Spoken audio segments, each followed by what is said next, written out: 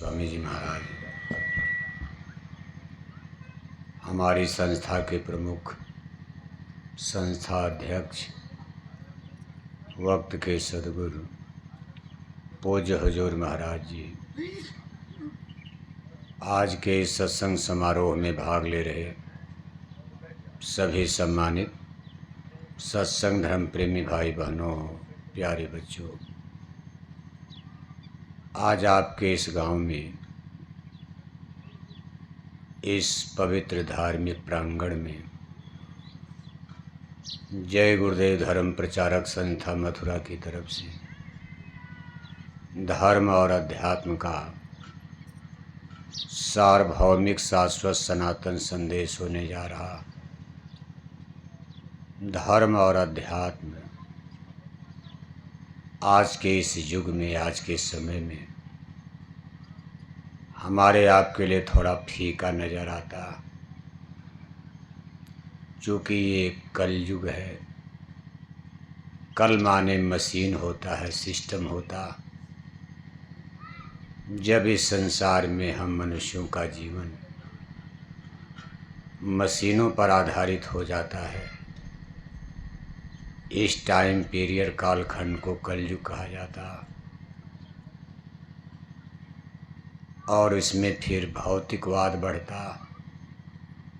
जब भौतिकवाद बढ़ता है तो अध्यात्मवाद अपने आप कुछ फीका हो जाता। इसलिए थोड़ा बहुत धर्म कर्म तो हम आप करते रहते, लेकिन वास्तव में शाश्वत सनातन धर्म अध्यात्म इसको जानने वाले धरती पर बहुत कम लोग हो जाते। धर्म के नाम पर क्रियाएं, अंधविश्वास, आडंबर, पाखंड, ये सब तो चलता रहता, लेकिन उसमें अध्यात्मवाद नहीं होता। जैसे मूंगफली का दाना निकल जाए तो उसके खोखले की कोई कीमत नहीं होती। आपने मूंगफली खरीदा बाजार में, जब आप खरीदोगे तो उसके छिलके की भी कीमत उस समय लगती, लेकिन छिलका तोड़कर आपने दाना निकाल लिया। अब आप खोखले को, छिलके को जमीन पर फेंक देते हो, कोई कीमत नहीं। लेकिन जब तक वो दाने से जुड़ा है तब तक उस छिलके की भी परचेजिंग वैल्यू यानी कीमत लग जाती। इसी तरह से अगर अध्यात्मवाद, जिसको साइंस ऑफ सोल कहते हैं, ये धर्म विज्ञान से अलग हो जाए तो धर्म बिल्कुल खोखला हो जाता। फिर उसकी कोई बहुत ज़्यादा वैल्यू, बहुत ज़्यादा कीमत नहीं होती। जैसे मूंगफली के खोखले को आप सोचो, हमने पैसा दिया, इसको भी खाएंगे, लेकिन अगर आप खा लोगे तो पेट खराब कर देगा। वैसे आपने पैसा दिया, जिस दिन खरीदा है आपने, उस दिन तो उसका भी तौल लगाया गया, उसकी भी कीमत लगाई गई। लेकिन अब आप छिलका खाओगे तो पेट गड़बड़ हो जाएगा। ऐसे जब अध्यात्मवाद जो गिरी होता, मूल तत्व होता, सार्वभौमिक शाश्वत सनातन, ये ज्ञान विद्या जब धर्म से अलग हो जाती तो धर्म का रूप बिल्कुल खोखला हो जाता। ऐसे धर्म का अनुपालन करने से लाभ की जगह घाटा नजर आता। आज आप देश, दुनिया और संसार में देख रहे हो, धर्म के नाम पर हम मनुष्यों का घाटा हो रहा। कितने लोग मारे जा रहे, छोटे छोटे बच्चे मार दिए जाते, कहीं औरतों का कत्ल हो जाता, कहीं बूढ़े बुजुर्ग मार दिए जाते। धर्म के नाम पर कितना करप्शन, जहाँ भी देखो, जितने धार्मिक प्लेस स्थान हैं, वहाँ से बुराइयों की खबरें आती, गलत काम हो रहा। और गलत काम तो ईश्वर को मंजूर नहीं, उसकी सज़ा मिलती है। साधु बनकर भी कोई गलत काम करेगा तो नरक ही तो जाएगा, बल्कि उसको और सज़ा मिलेगी। यहाँ तो जेल में जाएंगे, भगवान की जेल में तो नरक ही होगा। इसलिए आज दुनिया धर्म के नाम पर सस्पेंस में है। आप भी सस्पेंस में हो, आपको भी धर्म का, अध्यात्म का सनातन ज्ञान किसी को नहीं। इसलिए आज जरूरत इस बात की है, महापुरुष तो प्रयास कर रहे हैं कि धर्म का फंडामेंटल प्रिंसिपल, धर्म की मूल थियरी, सिद्धांत हमारी आपकी समझ में आ जाए। यहाँ हमको आपको समझना पड़ेगा धर्म शुरू कहाँ से हुआ। क्या धर्म बीच में किसी आदमी ने बना दिया,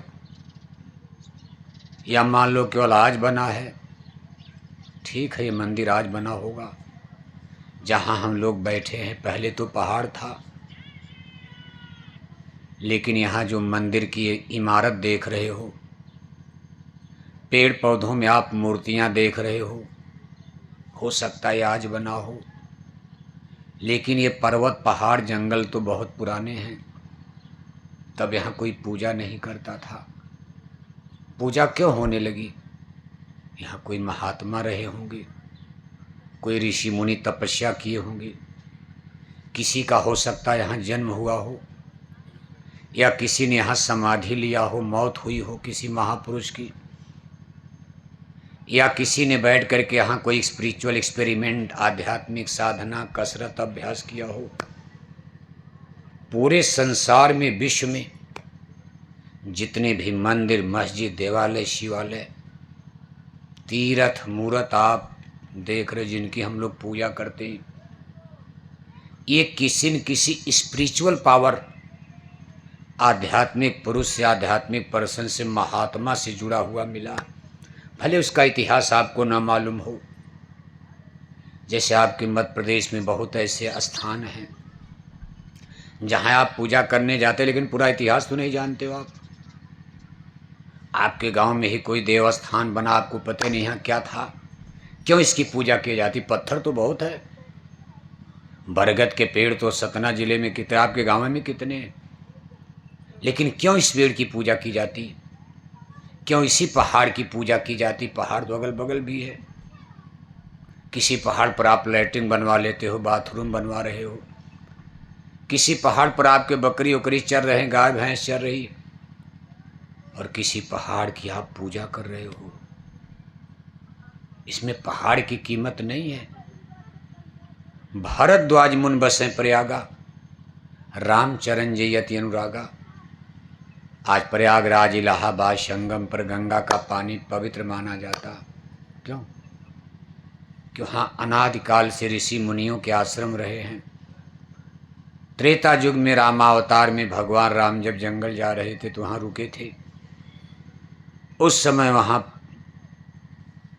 भारद्वाज मुनि का आश्रम था, वहाँ उन्होंने पड़ाव डाला। आज भगवान राम का अयोध्या में जन्म हुआ, अरबों रुपए खर्च करके हम लोगों ने वहाँ मंदिर बनवाया। हमने माने, आपने, सबने मिलकर, सबका सहयोग रहा। अगर मान लो भगवान राम का जन्म सतना में हुआ होता तो आज भगवान राम का मंदिर कहाँ बनता? अयोध्या में बनता। अयोध्या की बालू मिट्टी को कोई पूजने जाता तब सतना की मिट्टी पूजनी हो जाती। भगवान श्री कृष्ण का जन्म मथुरा में हुआ, मिट्टी पूजनी है। अगर मान लो भगवान कृष्ण का जन्म मैहर में हो गया होता तो आज उनका मंदिर मैहर में बन जाता। इसी तरह से इतिहास जब पलटोगे आप, ये जंगल पर्वत पहाड़ तो पहले से बने। सरजू मैया पहले बहती थी। अयोध्या नगर राजा दशरथ रघुवंशी, सूरवंशी राजाओं की राजधानी थी। राजा हरिश्चंद्र ऐसे प्रतापी राजा उस वंश में, राजा रघु, राजा बड़े बड़े चक्रवर्ती सम्राट वहाँ जन्म ले रहे। बहुत दिन से अयोध्या थी, लेकिन पूजा कब से शुरू हुई? त्रेता राम मनुज तधरी हैं, जब ब्रह्म पुरुष ने व्यापक ब्रह्म निरंजन निर्गुण विगत विनोद सुयज भक्ति प्रेम वश कौशल्या की गोद। त्रेता युग के अंतिम चरण में सरजू नदी के किनारे अवधपुर में राजा दशरथ और कौशल्या के गोद में ब्रह्म निरंजन ने, विष्णु जी ने नहीं, ब्रह्मा ने नहीं, शंकर ने नहीं, भगवान राम को रामायण में ब्रह्म निरंजन पुरुष का अवतार बताया गया। ब्रह्म निरंजन किसको कहा जाता? कहा शंभु बिरंचि विष्णु भगवाना, उपजय जा शिवंश ते नाना, ऐसे प्रभु सेवक बसे हई, भक्त हेतु लीला तन गाई। कभी वही भगवान जिनके अंश से कितने ब्रह्मा, कितने विष्णु, कितने शंकर, रामायण में, हम नहीं कह रहे, आप रामायण पढ़ते हो, रामायण में लिखा शंभु बिरंचि विष्णु भगवाना, उपजय जास वंश ते नाना, जिसके अंश से जैसे सूरज से किरणियाँ निकलती, ऐसे जिसके अंश से कितने ब्रह्मा विष्णु शिव पैदा होते, ऐसे प्रभु ने इस धरती पर मनुष्य शरीर धारण किया। क्यों धारण किया? भगवान को धरती पर आने की क्या क्या उनका देश, अयोध्या से, मथुरा से, काशी से, उनका देश, उनका नगर, उनका शहर, उनका किला महल गड़बड़ है क्या? उनको यहाँ कोई राजपाट करना था? राजपाट करना होता तो अयोध्या का इतना बड़ा राज, चचेरी माता कैकेयी के कहने पर ठोकर मार के जंगल चले गए। चाहते तो स्टैंड हो जाते, खड़े हो सकते थे। अयोध्या की जनता भगवान राम के साथ थी, सारी मलट्टी पावर उनके साथ थी। 1 मिनट में भरत को निपटा देते, किनारे लगा देते, भरत विरोध भी नहीं करते। लेकिन ना, कहा कुछ नहीं, माँ ने कह दिया, वो भी चचेरी माता, तो उनके अंदर कोई राजपाट गद्दी का मोह था। रावण को मार करके लक्ष्मण को राजा बना देते, कोई क्या कर, उनका तो अधिकार हो गया था। लेकिन कहा नहीं भाई, विभीषण को कहा तुम्हारे भाई खानदान का तुम ही राजा बनो। ये तो स्पष्ट हम आप जानते भगवान राम का, भगवान ने जन्म क्यों लिया। अब तक इस धरती पर पूरे विश्व का इतिहास, भारत का ही नहीं, क्योंकि भारत विश्व गुरु कहा जाता। भारत में अध्यात्मवाद है, बाकी दुनिया में भौतिकवाद चलता। भौतिकवाद माने भोग, जिसको आप आज के युग में साइंस और विज्ञान कहते हो। जैसे पश्चिम में, लंदन, अमेरिका में साइंस और विज्ञान है, लेकिन भारत में धर्म और अध्यात्म है। इसी दोनों में संघर्ष खड़ा हो गया है कि भाई धरती पर सुख किससे मिलेगा, और दोनों का उद्देश्य यही है कि भाई समाज को अच्छा बनाया जाए, सुख शांति लाई जाए, रगड़ा झगड़ा कम हो जाए। विज्ञान में तो झगड़ा घटने का नाम नहीं ले रहा, क्योंकि विज्ञान ने बंदूक तोप की जगह अणुबम, परमाणु बम भी बना दिया।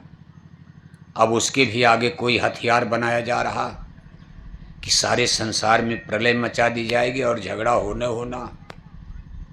अध्यात्मवाद झगड़े को खत्म कर सकता है।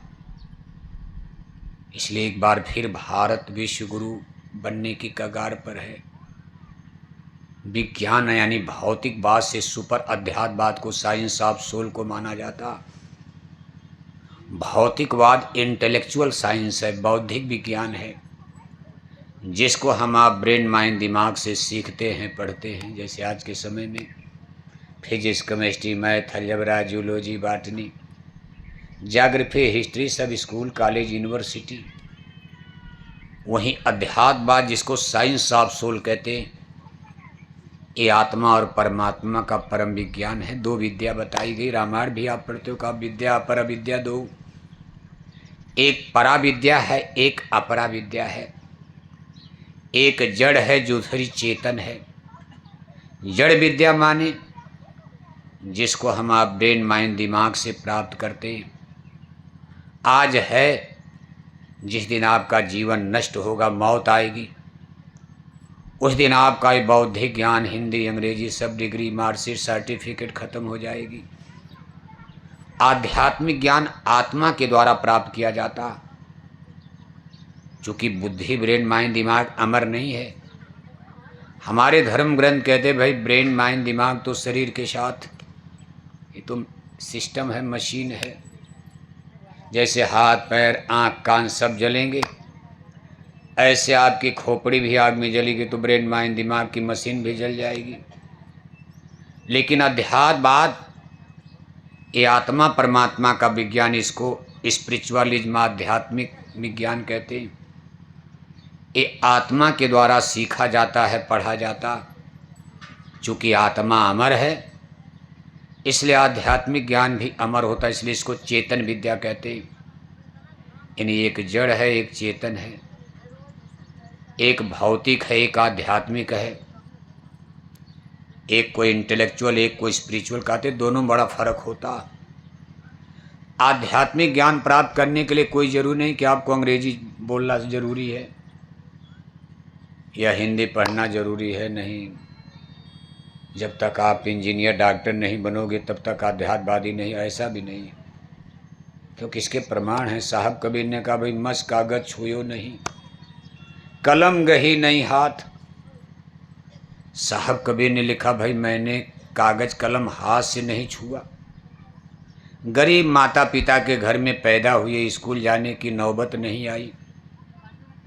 लेकिन आज आध्यात्मिक दुनिया में साहब कबीर का नाम सम्मान के साथ लिया जाता। वक्त के संत सदगुरु, the great master of the spiritualism है, उनको आध्यात्मिक जगत का श्रेष्ठ पुरोधा।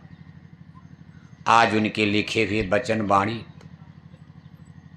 पढ़ करके लोग देखो उस पर रिसर्च कर रहे हैं। साखी शबद रमैनी अनुराग सागर, साहब कबीर का सबसे महान ग्रंथ है अनुराग सागर। अगर उसको आप पढ़ोगे तो जैसे लगेगा कि आप ब्रह्मांड में गोता लगा रहे, समझे में क्या लिखा है। ऐसे ऐसे शब्दों का प्रयोग। और उधर साहब कबीर कह रहे कि मस कागज छुयो नहीं, कलम गई नहीं हाथ। कहा जिंदगी में मुझे स्कूल जाने का मौका नहीं मिला, और लिख दिया इतना बड़ा महान ग्रंथ अनुराग सागर, जिस पर आज बड़े बड़े यूनिवर्सिटी में विद्यार्थी जो है पीएचडी की डिग्री हासिल कर रहे हैं। वहीं विद्वानों का, जहाँ साहब कबीर के समय का एक देखो दृष्टांत आता। यानी अध्यात्मवाद और भौतिकवाद में कितना डिफरेंस फर्क होता। साहब कबीर से लोगों ने पूछा, महाराज आप तो पढ़े लिखे हो नहीं, न आपने वेद पढ़ा होगा न पुराण पढ़ा होगा। क्या कुछ समय तो साहब कबीर जब पैदा हुए तो रामायण थी नहीं, वेद था, श्रीमद् भागवत गीता थी, लेकिन साहब कबीर पढ़ना लिखना नहीं जानते थे।